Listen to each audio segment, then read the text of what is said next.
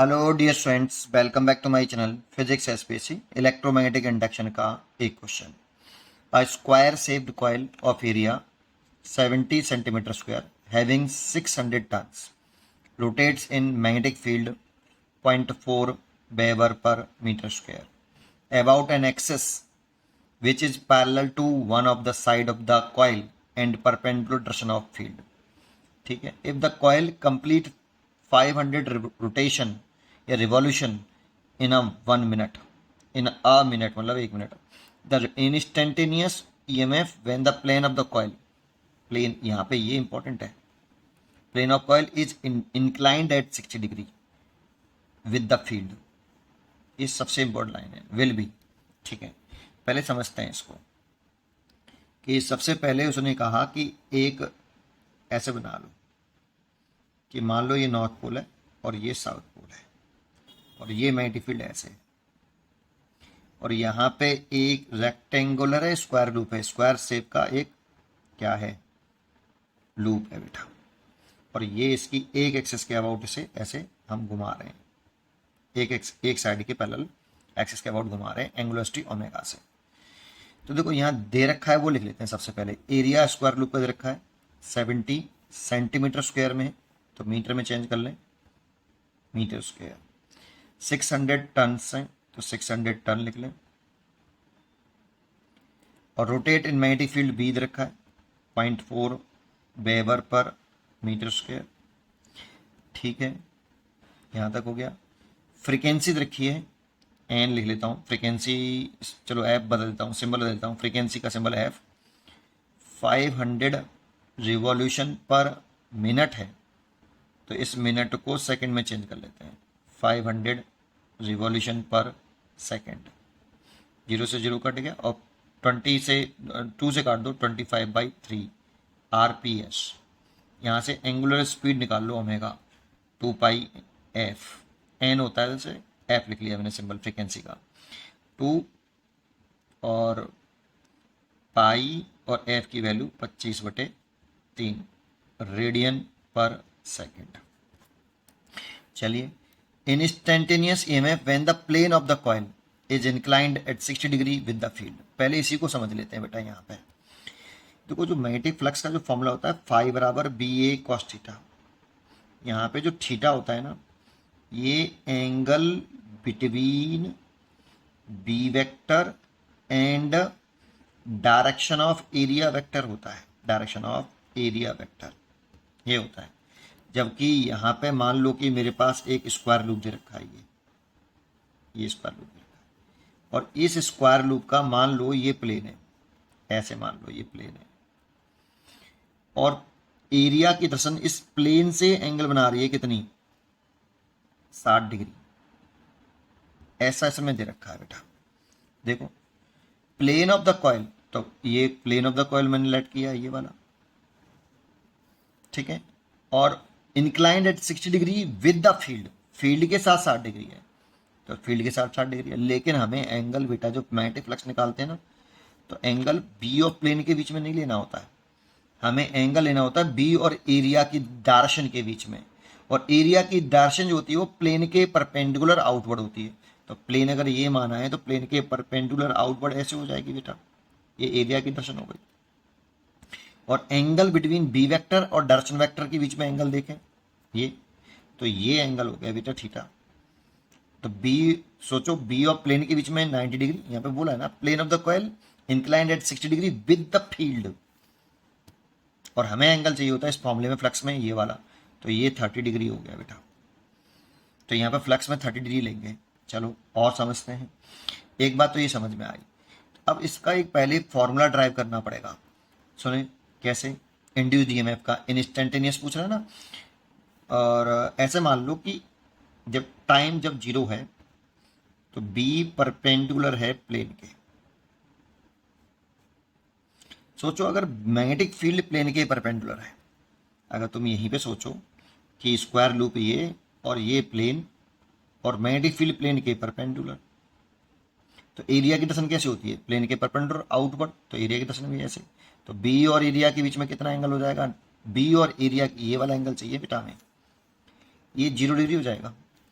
तो अगर ऐसा है तो initially theta, that means angle between, लिख इसलिए दे रहा हूं जिसे समझ में आए कि मैं क्या कर रहा हूं, डायरेक्शन ऑफ एरिया वेक्टर, ये 0 डिग्री होगा।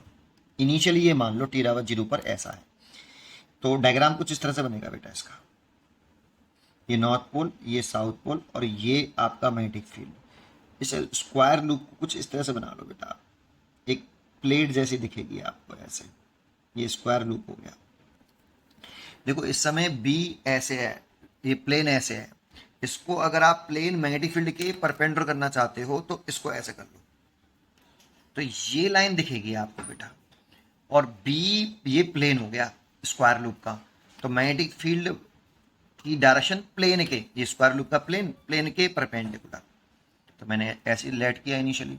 तो एरिया की डायरेक्शन प्लेन के, अगर ये स्क्वायर लूप का प्लेन है तो प्लेन के परपेंडिकुलर एरिया की डायरेक्शन ये ए, तो इनिशियली बी और एरिया की डायरेक्शन के बीच में एंगल हो गया 0 डिग्री। अब यहां से t सेकंड में बाद उसने कहा है कि बी एंड प्लेन के बिटवीन जो एंगल है, बी और प्लेन के बिटवीन एंगल जो है वो 60 डिग्री हो गया है, ऐसा बोला है। तो किसी इंस्टेंट टाइम पर, किसी भी इंस्टेंट टाइम पर, इस समय देखो बी और प्लेन के बीच में 90 डिग्री है, बी और प्लेन परपेंडिकुलर है ना, 90 डिग्री है, और फिर बी और प्लेन के बीच में 60 डिग्री हो जाए, तो बताओ जब बी और प्लेन के बीच में परपेंडिकुलर था तो एंगल 0 डिग्री था, जब बी और प्लेन के बीच में 60 डिग्री हो जाएगा तो ये वाला केस हो गया, बी और प्लेन के बीच में, तो थीटा कितना हो जाएगा, बी और प्लेन के बीच में एंगल है बेटा, ये तो बी और प्लेन के बीच में एंगल, ऐसे लिखो, एंगल बिटवीन, थीटा मत बोलो उसे, angle between B vector and plane 60 degree. So angle between B, सबसे ज्यादा प्रॉब्लम यहीं पे होती है बच्चों को, एंड एरिया वेक्टर की जो डायरेक्शन है उसके बीच में 30 डिग्री, यहां से समझो बेटा इसको, अब कुछ नहीं है, ये टी सेकंड बाद की कह रहे हैं, तो टी सेकंड बाद इतना हो जाएगा, तो टी सेकंड में मान लो कि वो एंगुलर स्पीड ओमेगा से घुमाया मैंने इसको, तो टी सेकंड में वो कितना एंगल घूम जाएगा, तो टी सेकंड में ओमेगा बराबर थीटा बाई टी, तो theta is equal to omega T, और ये ओमेगा टी 30 डिग्री होगा, क्योंकि जितने एंगल से कॉइल घूमेगी उतने एंगल से एरिया की डायरेक्शन भी घूमेगी। जैसे इस समय देखो ये कॉइल कितना घूमी, 90 डिग्री, एरिया कितना घूमा, एरिया की डायरेक्शन ऐसे, तो एरिया भी 90 घूमा, जितने एंगल से कॉइल घूमती है उतने ही एंगल से आपका एरिया वेक्टर की डायरेक्शन भी घूमेगी, बी की डायरेक्शन कांस्टेंट है, तो बेटा आपका बी और प्लेन के बीच, बी और एरिया की डायरेक्शन के बीच में कितना एंगल है, 30 डिग्री, उतना ही कॉइल घूमी होगी, तो यहाँ पे इसीलिए थीटा लिख लेंगे, ये एंगल बिटवीन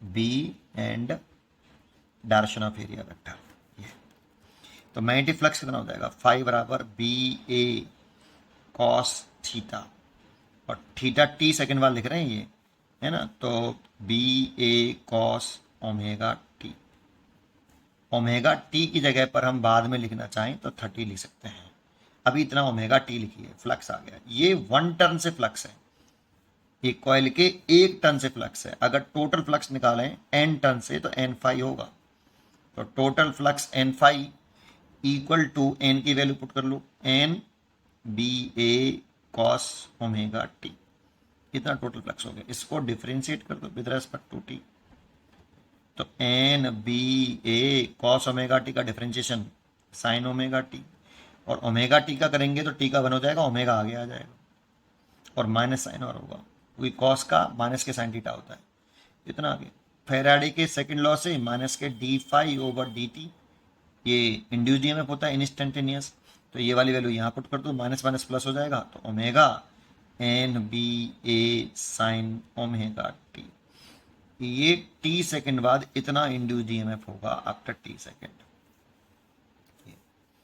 तो टी सेकंड पर अब इंड्यूस्ड ईएमएफ इसकी वैल्यू पूछ रहा है बेटा, ओमेगा की वैल्यू बताओ, तो ओमेगा की वैल्यू मैंने निकाली थी, ये रही 2 पाई की वैल्यू पुट कर लेता हूँ, ठीक है, 22/7 दे रखी है उसने, इंटीजर टाइप क्वेश्चन है, और गिवन भी है टेक 22/7, और ओमेगा 25/3, एन की वैल्यू 600 है, ये लिख रखी है 600, और बी की वैल्यू 0.4 है, एरिया की वैल्यू 70 इंटू 10 की पावर -4 है, और ओमेगा 30 डिग्री है बेटा, साइन 30 डिग्री।